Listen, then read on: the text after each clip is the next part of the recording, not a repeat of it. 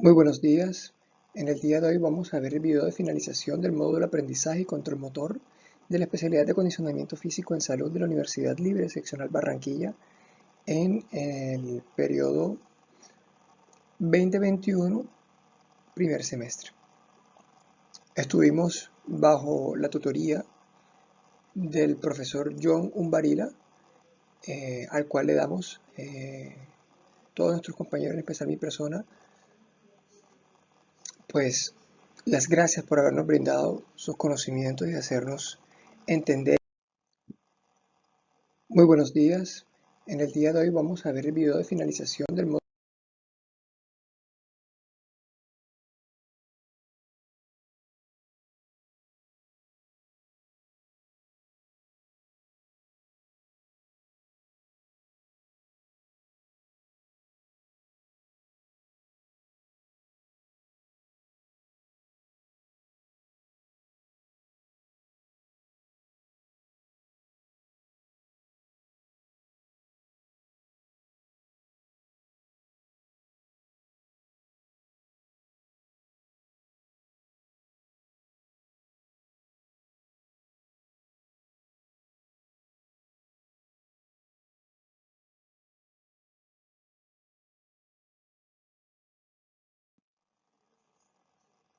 Mi nombre es Ronnie David López Pérez. Yo soy médico y cirujano egresado de la Universidad Libre, seccional Barranquilla, en el año 2007.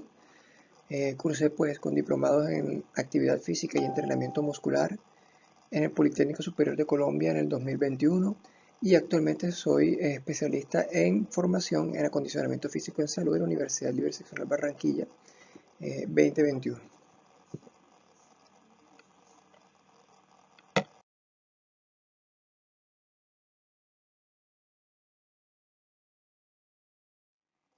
El motivo de este video se trata más que todo de una...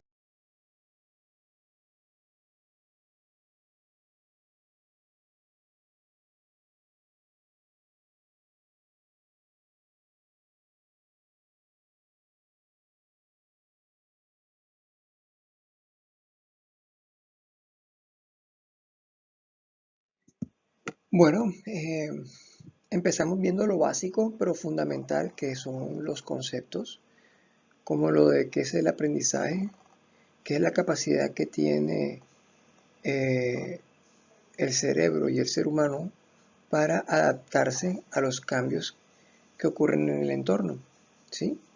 Eso nos confiere la capacidad de plasticidad neuronal. También vimos el concepto de memoria, que es la capacidad también de eh, almacenar información. Vemos que la memoria la podemos almacenar de dos maneras, a corto plazo o a largo plazo, en el cual tenemos como una estructura eh, intermedia que viene siendo el hipocampo. Generalmente toda aquella estimulación neurosensorial del exterior, el cual es captado por nuestros órganos sensitivos, llegan pues hasta el hipocampo y de ahí se forma pues, lo que es la memoria a corto plazo, ¿no? La cual desaparece en aproximadamente unos 5 a 10 segundos. Pero cuando el estímulo es repetitivo o de pronto existen ciertos factores como el miedo o el factor emocional, pueden pasar directamente a la corteza prefrontal o si se vuelve de manera reiterativa, esa memoria se puede llegar a la corteza prefrontal atravesando el hipocampo. Vemos que en cuanto a la memoria, existen diferentes tipos de memoria, no tanto por lo que es el tiempo en el cual se pueden eh, perdurar, ¿no? Sino también podemos catalogarlos dependiendo de su origen, ¿no? Entonces tendremos también lo que es la memoria innata, que generalmente es la memoria instintiva, la memoria que se ha adquirido de manera filogénica a través de la evolución de las especies. Así como también tenemos la memoria explícita, que es lo que uno llama la memoria racional, que es la consciente, ¿no? Vimos la relación que existe entre el aprendizaje y la memoria, que es indispensable para tener eh, memoria, un aprendizaje pues del acto o del conocimiento que se quiera adquirir para interiorizar, ¿no? También vimos algo muy importante, muy básico, pues para la especialidad de acondicionamiento físico en salud, el cual viene siendo el control motor. Hicimos hincapié en diferentes artículos, como en el caso de cómo Neymar podría interiorizar y hacer prácticamente que de manera intuitiva un movimiento en el cual hace a la perfección sin tener que utilizar pues muchas células de su corteza cerebral, dado a que lo interiorizó y lo convirtió prácticamente que en un reflejo innato. En comparación pues con otros deportistas profesionales, los cuales intentaban hacer o ejecutar el mismo ejercicio que hacía Neymar, pero no había la misma respuesta. Pues cada quien respondió de una manera diferente y Neymar sí logró demostrar de que él logró interiorizar un movimiento en específico y lo volvió innato, por lo cual se volvió prácticamente un reflejo al reclutar la menor cantidad de células neuronales para ejecutar ese movimiento. También vimos lo básico en cuanto al control motor, que es los tipos de sistemas, que era el sistema piramidal y el sistema extrapiramidal. El sistema piramidal, que era el que nos iba a permitir a nosotros, por medio de la voluntad para realizar un movimiento, eh, enviar ese estímulo a la corteza cerebral, ¿sí? Y de la corteza cerebral nosotros, pues por medio de los axones del lóbulo frontal, íbamos a pasar esa información o esos impulsos a la primera, que era la motoneurona superior, que se encuentra en el bulbo raquídeo. En este lugar se iba a dar la decusación pues, de ese estímulo nervioso del hemisferio derecho hacia la parte o el cuerpo de la manera contralateral. Ese estímulo después iba a seguir en sentido cefalocaudal a través de la médula espinal para llegar a la motoneurona inferior, la cual a su vez iba a replicar ese estímulo hasta llevarlo directamente pues a el músculo, que es la estructura que iba a ejecutar como tal la movilidad de nuestro organismo, de nuestro cuerpo, ¿sí? Generalmente cuando hablamos del sistema o de la vía piramidal estamos hablando de contracción muscular con movimientos burdos. Entonces siempre tenemos que hacer hincapié en que la vía piramidal tiene que coexistir y actuar de manera coordinada con la vía extrapiramidal. Es aquella que actúa en paralelo con la vía piramidal, en la cual cuando se envía ese estímulo de contracción muscular, no solamente se va a ir pues a las motoneuronas superiores, sino que a nivel interno en el encéfalo, a través de los ganglios basales, más que todo del cuerpo estriado, lo que es el putamen y el tálamo, se iban a generar ciertos procesos para producir movimientos, más que todo bloquear ciertos estímulos para que los movimientos que antes eran burdos se puedan convertir en movimientos finos, como lo vamos a ver más adelante en el caso que me llamó la atención, que es la enfermedad de Parkinson.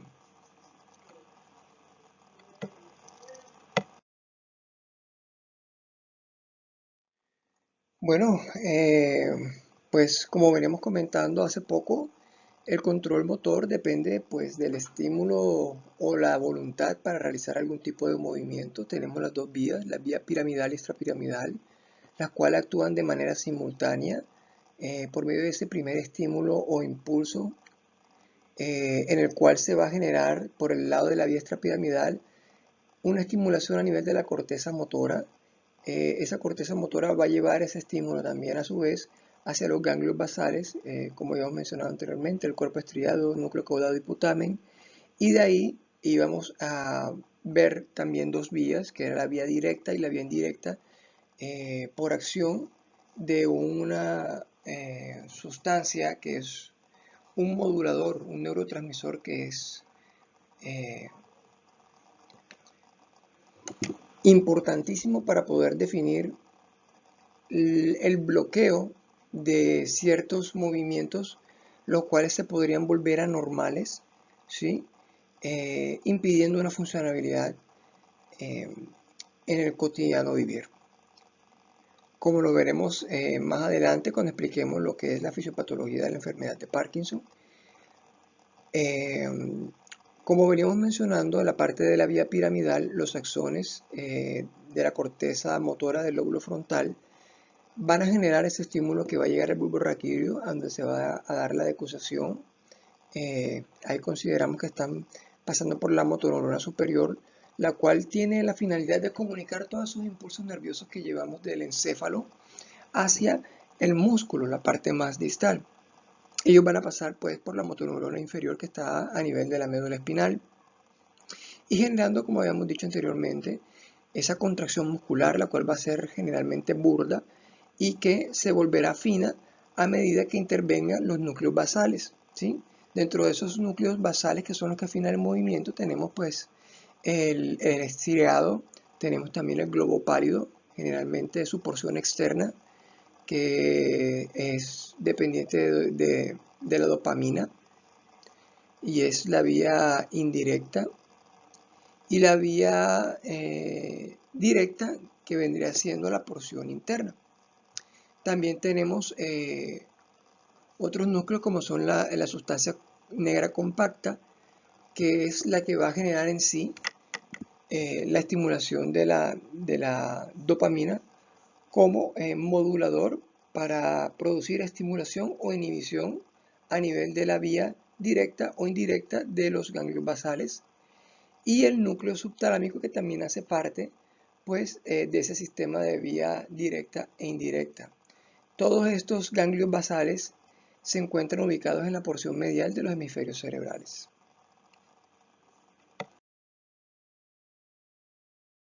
Bueno, en cuanto a lo que tiene que ver con la vía directa e indirecta de los ganglios basales, recordar una mnemotecnia muy chévere que nos dio el profesor John, en la cual tenemos que tener presente que la corteza cerebral hay que asociarla con el neurotransmisor glutamato, el cual tiene una función excitatoria y que es mediado a través de la voluntad, ¿no? Después el estriado, que tenemos ahí más que todo el putamen, que su neurotransmisor es el GABA, tiene un efecto inhibitorio y es fásico. También tenemos que tener presente que el globo pálido, como habíamos mencionado, la parte externa también tiene un neurotransmisor que es el GABA, también tiene un efecto inhibitorio, pero tónico, a diferencia del putamen. El globo pálido, pues en su porción interna, también tiene, al igual que en la porción externa, el GABA como neurotransmisor y un efecto inhibitorio también de tipo tónico.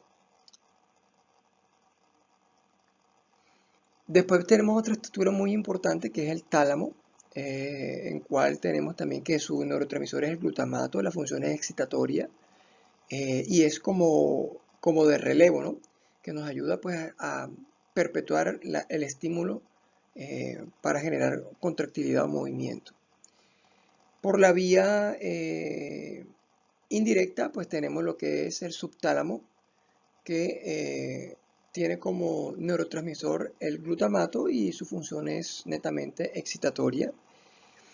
Y la sustancia negra compacta, que es la que secreta o produce la dopamina, en este caso, que es la que va a generar un efecto excitatorio o modulador para intervenir tanto en la vía directa como en la vía indirecta, pues, del control motor a nivel de los ganglios basales.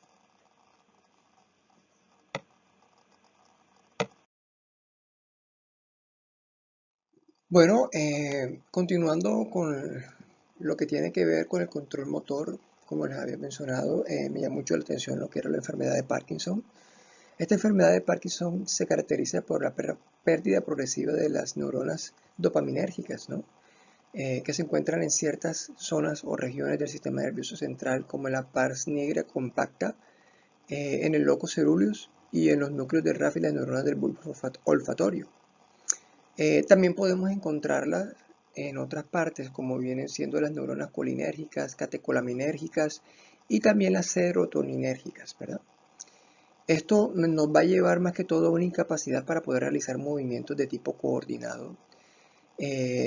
La pérdida de la comunicación dopaminérgica entre los ganglios basales y el cuerpo estriado genera una serie de acontecimientos los cuales van a causar cierta sintomatología, la cual generalmente es clásica en los pacientes que tienen Parkinson, como lo veremos más adelante en los síntomas que son motores y no motores. Esas células o neuronas dopaminérgicas que mueren en la pars negra compacta eh, conlleva a las manifestaciones degenerativas como pueden ser eh, la disminución pues, en la contractilidad a nivel muscular, generándole una bradiquinesia, ciertos movimientos coreicos o repetitivos, como lo veremos más adelante. ¿Sí? Normalmente, lo que estamos viendo aquí, que viene siendo la vía directa e indirecta de una persona normal, observamos que la dopamina ejerce un efecto inhibitorio sobre las células GABAérgicas, ¿sí? Del cuerpo estriado a nivel de los receptores D2, que eso viene siendo la vía indirecta. Y también tiene un efecto excitatorio a nivel de las neuronas de receptores D1, que viene siendo la vía directa. Cuando entonces se procede a ver una disminución del efecto inhibitorio sobre esas neuronas con los receptores D2, existe entonces un aumento en la acción inhibitoria GABAérgica del estriado sobre el glóbulo pálido externo. ¿Eso qué va a hacer? Va a generar un frenado de la acción inhibitoria del glóbulo pálido externo sobre el núcleo subtalámico. Esto a su vez produce una acción de liberación del núcleo subtalámico. Al desaparecer ese freno, lo que va a hacer es generar un estímulo, ¿no? Excitatorio de dicho núcleo hacia el glóbulo pálido externo al glóbulo pálido interno, ¿sí? Y va a generar también la disminución de la acción dopaminérgica a nivel de las neuronas de los receptores D1 estriadas, los cuales van a llevar una amortiguación del efecto GABAérgico de las neuronas estriadas sobre el glóbulo pálido interno. ¿Qué va a generar esto entonces? Esto lo que va a generar es que en ambas vías, tanto la directa como la indirecta, va a haber un incremento de la acción GABAérgica sobre el globo pálido interno. Esta hiperactividad va a generar la inhibición del tálamo motor, que a la final es el que es responsable del control motor de las áreas corticales implicadas en la iniciación de los movimientos, ¿sí? La hipoactividad glutaminérgica del tálamo cortical va a estar relacionada con los síntomas como vienen siendo la rigidez, la lentitud de los movimientos, también la aquinesia, entre otros. El temblor, pues muchos autores lo describen como un escape del tálamo motor ante la potente inhibición que se genera del glóbulo pálido interno, originado por las ráfagas disparadas que más o menos oscilan entre 125 y 250 milisegundos hacia la corteza, que son los que generan esos temblores musculares. Generalmente son de 4 a 8 veces por segundo. Se dice que los pacientes que tienen Parkinson empiezan a manifestar síntomas cuando ya tienen más del 80% de las células de la sustancia negra muertas.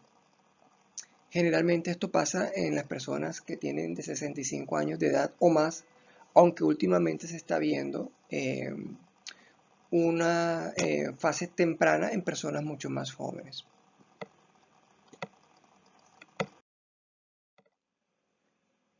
Recordando que el Parkinson es una enfermedad neurodegenerativa, la cual es lenta pero progresiva. Como hemos mencionado, se da más que todo en las personas eh, que tienen aproximadamente 65 años de edad o más, aunque últimamente se está manifestando en edades más tempranas con afección pues de la capacidad motora para realizar las actividades cotidianas diarias. Podemos definir que el Parkinson tiene un componente genético, hereditario, también puede tener un componente ambiental en el cual ciertas conductas, ciertas sustancias pueden llegar a producir o exacerbar la probabilidad de tener Parkinson. También es importante recordar y recalcar que para hacer el diagnóstico de Parkinson más que todo es la parte semiológica, dentro de los cuales hay que determinar la presencia de síntomas. Entonces esos síntomas podemos definir que podían ser de tipo motor, de tipo no motor. Dentro de los motores más frecuentes tenemos el temblor en las manos, la dificultad para levantarse de las sillas, la dificultad para hablar, una lentitud generalizada, que es la bradiquinesia, también la presencia de calambres musculares, dificultad para realizar actividades que impliquen el uso de las manos, como actividades didácticas, recortar, escribir. Generalmente la escritura tiende a ser una escritura macro, burda, temblorosa, eh, con tendencia a la rigidez muscular generalizada y con trastornos del equilibrio. En la parte de los síntomas no motores, pues vamos a ver que las personas con Parkinson van a tener mayor intranquilidad, un nivel o un umbral de dolor mucho más bajo, trastornos para la respiración debido a la incapacidad de hacer contracciones efectivas a nivel de los músculos diafragmáticos. Existe también por impulsos hormonales una mayor sudoración, una sudoración excesiva, también una dificultad para poder realizar un raciocinio de manera clara. Son personas que por este mismo contexto de incapacidad motora van a presentar episodios de ansiedad, angustia, van a tener también trastornos del ciclo del sueño, vigilia, y también van a tener bradisiquia, van a tener también una reducción de lo que vendría siendo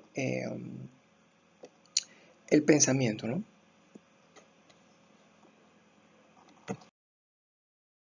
Bueno, en cuanto al tratamiento, el manejo interdisciplinario, en la parte médica podemos ver que podemos utilizar o echar de mano de fármacos que pueden aumentar la actividad dopaminérgica, como son los precursores de la dopamina, como la levodopa, la cardiopa, antagonistas dopaminérgicos, como la cabergolina, ¿sí? La bromocriptina, también inhibidores del metabolismo de la dopamina, como los inhibidores de la MAO, los cuales nos van a ayudar a mantener pues una concentración siempre de dopamina, que es el neurotransmisor en déficit, ¿sí? Más que todo en la enfermedad de Parkinson. Y también vamos a poder utilizar unos fármacos que disminuyen la actividad colinérgica, que nos van a ayudar más que todo con el tema de los efectos pues, motores que genera la enfermedad de Parkinson per se. Como en el caso de los anticolinérgicos, ¿no? Anticolinérgicos de acción central, como tenemos el biperideno, entre otros.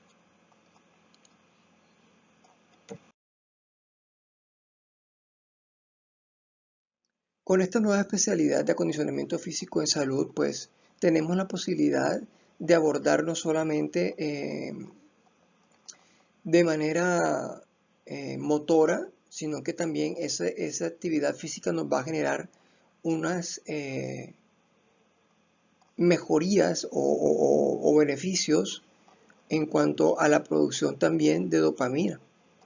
Y además de eso, pues nos va a ayudar con ciertos síntomas que se pueden presentar en las personas con Parkinson. Generalmente estos ejercicios van encaminados pues a lo que es la mejora de la postura, mejora del equilibrio, mejora de la marcha, también incentivar los ejercicios respiratorios para tener menos riesgos de dificultad respiratoria. También nos pueden servir como ejercicios para mejorar la capacidad a nivel laboral para que sean menos limitantes, puedan tener más probabilidades de continuar activos a nivel laboral, a pesar de tener esta enfermedad que, como mencionamos anteriormente, es progresiva y degenerativa. También nos ayuda a tener una mayor producción de dopamina, porque está demostrado que aumentar la actividad física aumenta la producción de neurotransmisores, dentro de los cuales también la dopamina es uno de ellos. Y en cuanto a la parte de la psiquis, la parte psicológica, pues el ejercicio y la actividad física siempre ha demostrado de que nos lleva una sensación de bienestar, una sensación de mejoría de la autoestima, también una sensación o capacidad pues para trabajar en grupo y para coordinar ciertos procesos ojo-mano, los cuales a veces pueden estar afectados por enfermedad del Parkinson. Bueno, aquí les traigo un artículo el cual muestra los efectos de un programa de entrenamiento multicomponente en la marcha funcional en pacientes con Parkinson. Este fue un estudio eh,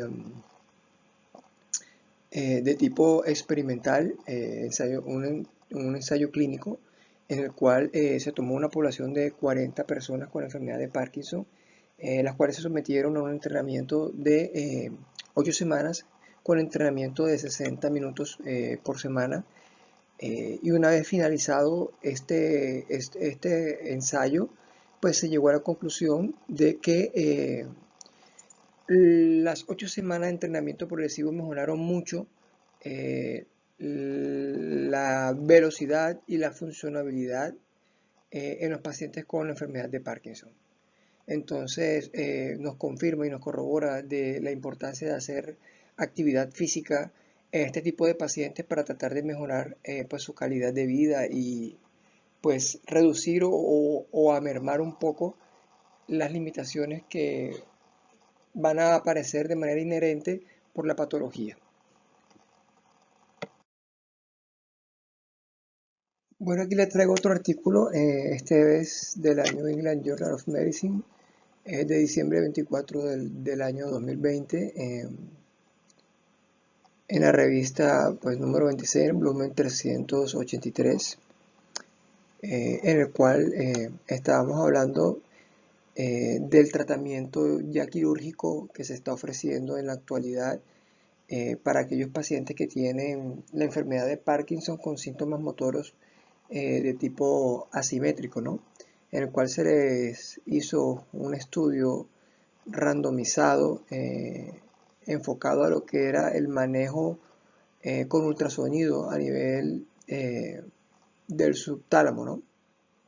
Lo que llaman subtalotomía ultrasonográfica, en el cual durante un periodo de 4 semanas se tomaron 40 pacientes. De esos 40 pacientes, a 27 se les aplicó este procedimiento quirúrgico para tratar de reducir pues, la sintomatología motora indeseada que son los temblores, pero lastimosamente se presentaron unos eventos adversos dentro de los cuales ya había incluido trastornos en el habla, persistencia pues, de los temblores, debilidad en la parte que se le intervino, también disquinesia,